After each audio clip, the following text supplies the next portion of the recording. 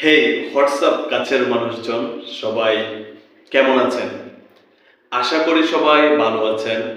যদিও ভালো থাকার কথা না, তবু যদি ১০০% এর মধ্যে ৫০% পার হয়ে যায়, ধরেন ৬০%, ৭০% বা ৮০%, তাহলে খুব ভয়ংকরভাবে বলা যায় যে ভালো আছি। বা কেউ ভালো না থেকেও চুপ করে বলে যায় ভালো আছে। কেউ শারীরিকভাবে ভালো থাকলে মানসিকভাবে ভালো নেই, মানসিকভাবে ভালো থাকলে শারীরিকভাবে ভালো নেই। আসলে এই শহরে ভালো থাকা যায় না। ভালো থাকার শহর না এটা। তো কে জানি বলছিল যে প্রজাপতির পেছনে ছুটাছুটি না করে ফুলের বাগান তৈরি করো। দেখবে প্রজাপতিরা তোমার পেছনে ছুটাছুটি করবে। তেমনি আমাদের প্রবল রিপন ভাই তার কবিতা বা গানের মাধ্যমে আমরা একটা মেসেজ পাই। মেসেজটা হলো মানুষের হৃদয় ভরে ওঠে আবার শূন্য হবার জন্যে। বিস্মৃতির এই ফুলের বাগানে জড়া ফুলে মধু খুঁজে ভ্রমর হয় ধন্য। আমাদের হয়েছিল দেখা যখন হৃদয়কে শাসন করেছিল শূন্যতা। শূন্যতায় বাঁচো, শূন্যতায় মরো।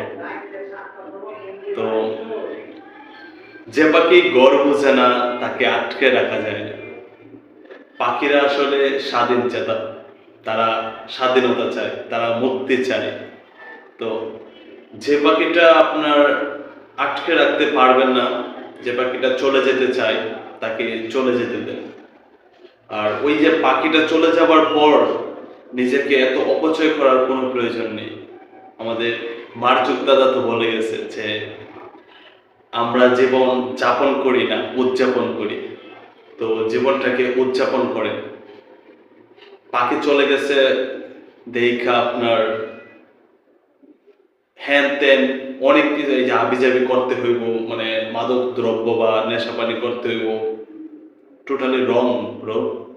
এগুলা সব ছেড়ে উদযাপন করেন জীবনটাকে। যে চলে যাবার সে চলে যাবে, যে দেখে যাবার সে নির্দ্বিধায় চুপ করে দেখে যাবে।